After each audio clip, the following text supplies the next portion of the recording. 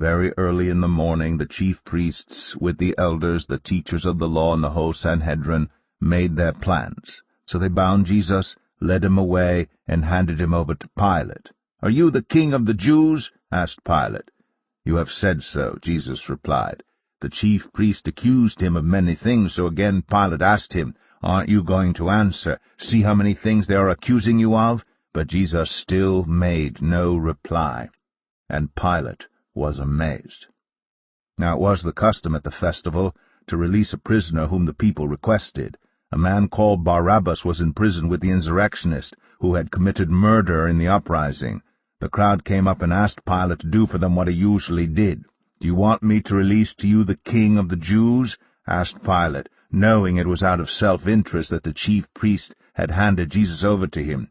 But the chief priests stirred up the crowd to have Pilate release Barabbas instead. "What shall I do then with the one you call the king of the Jews?" Pilate asked them. "Crucify him," they shouted. "Why? What crime has he committed?" asked Pilate. But they shouted all the louder, "Crucify him," wanting to satisfy the crowd. Pilate released Barabbas to them. He had Jesus flogged and handed him over to be crucified.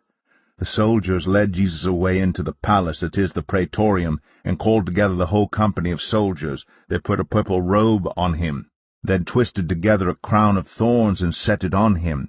And they began to call out to him, "Hail, King of the Jews!" Again and again they struck him on the head with a staff and spit on him. Falling on their knees, they paid homage to him, and when they had mocked him, they took off the purple robe and put his own clothes on him. Then they led him out to crucify him.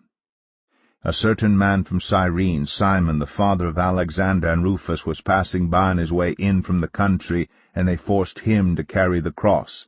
They brought Jesus to the place called Golgotha, which means the place of the skull. Then they offered him wine mixed with myrrh, but he did not take it. And they crucified him. Dividing up his clothes, they cast lots to see what each would get. It was 9 in the morning when they crucified him.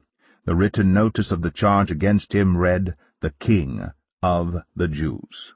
They crucified 2 rebels with him, one on his right and one on his left. Those who passed by hurled insults at him, shaking their heads and saying, "So, you who are going to destroy the temple and build it in 3 days, come down from the cross and save yourself." In the same way the chief priests and the teachers of the law mocked him among themselves. "He saved others," they said, "but he can't save himself. Let this Messiah, this King of Israel, come down now from the cross that we may see and believe." Those crucified with him also heaped insults on him. At noon darkness came over the whole land until 3 in the afternoon.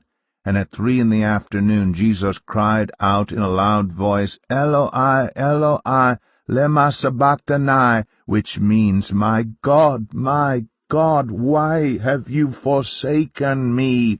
When some of those standing near heard this, they said, "Listen, he's calling Elijah." Someone ran, filled a sponge with wine vinegar, put it on a staff, and offered it to Jesus to drink. "Now leave him alone. Let's see if Elijah comes to take him down," he said.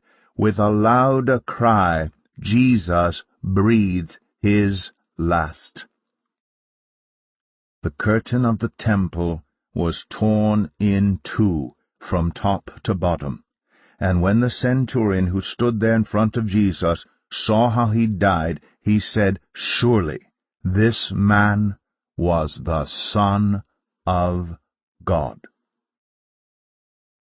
Some women were watching from a distance. Among them were Mary Magdalene, Mary the mother of James the younger and of Joseph, and Salome. In Galilee these women had followed him and cared for his needs. Many other women who had come up with him to Jerusalem were also there. It was Preparation Day, that is, the day before the Sabbath, so as evening approached, Joseph of Arimathea, a prominent member of the council who was himself waiting for the kingdom of God, went boldly to Pilate and asked for Jesus' body. Pilate was surprised to hear that he was already dead. Summoning the centurion, he asked him if Jesus had already died. When he learned from the centurion that it was so, he gave the body to Joseph. So Joseph bought some linen cloth, took down the body, wrapped it in the linen, and placed it in a tomb cut out of rock. Then he rolled a stone against the entrance of the tomb. Mary Magdalene and Mary the mother of Joseph saw where he was laid.